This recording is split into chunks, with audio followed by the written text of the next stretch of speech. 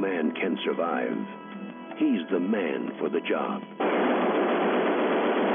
Arnold Schwarzenegger, Commando. Let's party.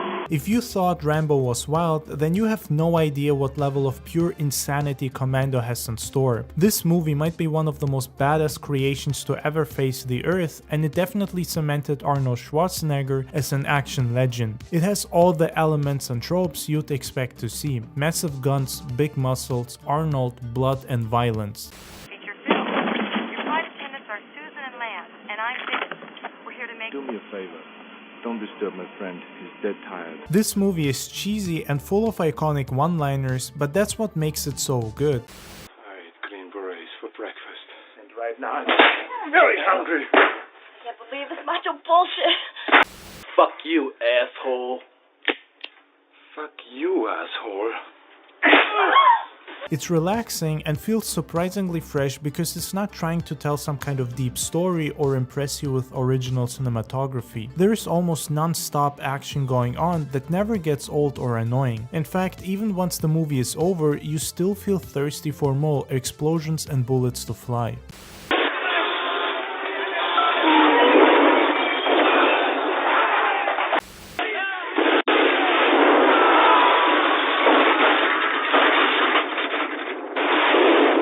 When John Matrix's daughter gets kidnapped by a bunch of overly cartoony and cliché villains, instead of cooperating and doing what they say, he decides to turn into an indestructible killing machine and kill all of them without batting an eye.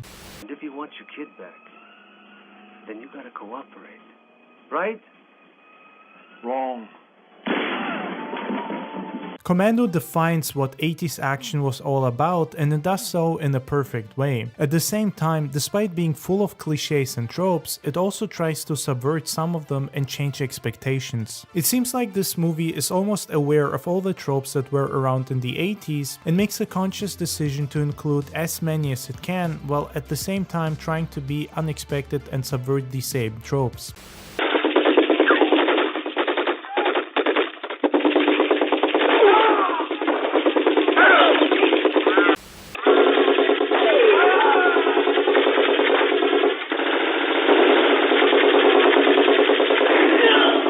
I believe that's why Commando works so well, because it doesn't take itself too seriously, but also isn't trying to be a parody or completely without substance. This movie is iconic because of these factors and fun to watch. The action here is over the top and completely unapologetic. John Matrix doesn't care how much damage he doesn't care how many people he has to kill or what happens in the process. He's basically a human version of the Terminator, not stopping before he has killed everyone involved in the kidnapping of his daughter. Matrix won't leave you threatening messages on your phone or try to bargain with you. The first time you see him will be the last time you see anything. Arnold really shines in this movie, and he's the main reason it ended up being so iconic. I don't think it would have been as successful without him, because his comedic timing and almost emotionless delivery of his lines is what makes the character really stand out. The acting in this movie isn't great, nor is the story in any way original or unheard of, but that's exactly why Commando is so good. Schwarzenegger has a certain charm and timing that other action stars, at least back in the 80s, lacked. The movie was never supposed to be funny, but his delivery of one-liners is so iconic and good that he is rightfully called the king of one-liners. Remember, Sally, when I promised to kill you last? That's right, Major. You did. I lied. What'd you do, Sully? I let him go.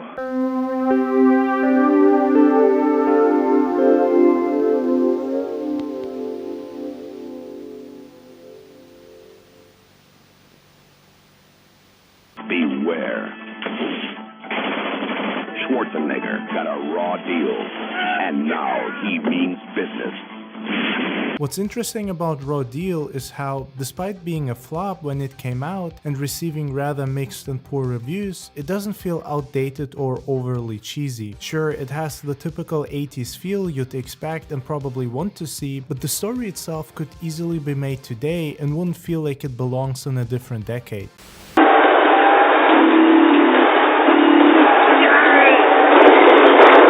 As surprising as it might sound, but there actually weren't that many movies in the 80s that had stories focusing on the mafia. Sure, mob stories have existed ever since the 1930s, but those were overly romanticized, cartoonish, or completely made up with no substance. Raw Deal is different in that regard. It doesn't go too deep into how they are organized or the different rules and traditions the mafia has in place, but it also doesn't glorify it or show a romantic view of it. Aside from wearing suits and driving expensive cars, these gangsters are not portrayed in a positive light or even in any way you'd feel a connection to them or sympathy. This is what you're gonna look like, Dad. Don't be Lamansky anymore. They are scumbags without a sense of morality and will kill anyone if it means they can make a profit or if a person stands in their way. While the Mafia in Raw Deal is not depicted in a realistic way in terms of how the organization actually works or how they operate, the movie perfectly depicts the real attitude, morality, and mindset these people have. People that can be your best friends and partners one moment, and a second later they're the ones who put 2 bullets through your head or place a bomb under your car.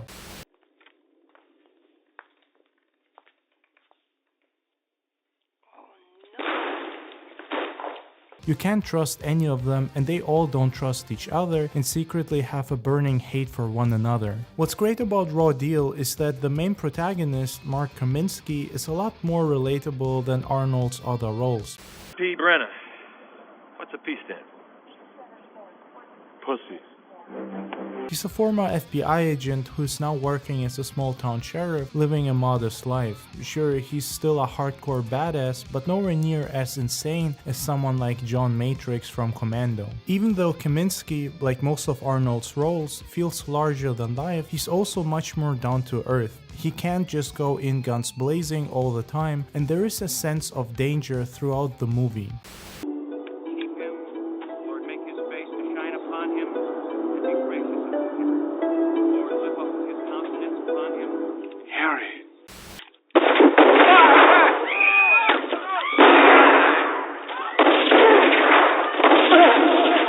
And you feel like he could actually get killed or seriously hurt any moment. This feeling is a bit unusual when it comes to Schwarzenegger movies, as his characters are usually made from steel and barely ever receive a scratch after 2 hours of non-stop knife fights and shootouts.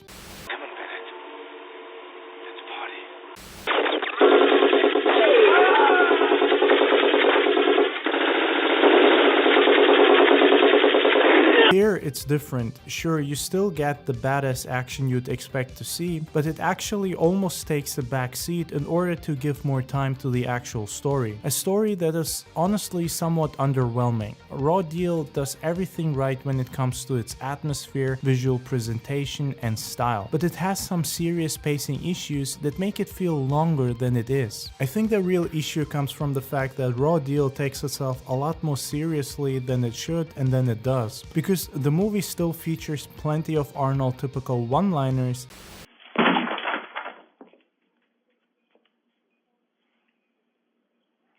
You should not drink and bake. And it does feel like certain lines that were intended to be serious come off as funny due to his classic delivery. Are you ready for pain? Are you ready for suffering? If the answer is yes, then you're ready for Captain Freedom's workout. Yes, it's America's own Captain Freedom. Kaminsky as a character feels underdeveloped because Raw Deal portrays him as a guy that could never do anything that's morally wrong. But at the same time, that's the man that has to go undercover inside of the mafia and later ends up painting the whole place red in a massacre. It's like he either doesn't know what he wants to be or he's genuinely a psycho who suffers from a split personality disorder. This is even more reinforced at the end when he shakes off his moral, dandy suit wearing persona and puts on a black leather jacket while shooting folks with a shotgun like the Terminator, which of course was a Terminator reference. Arnold movies in general like to reference each other, which I always loved about them.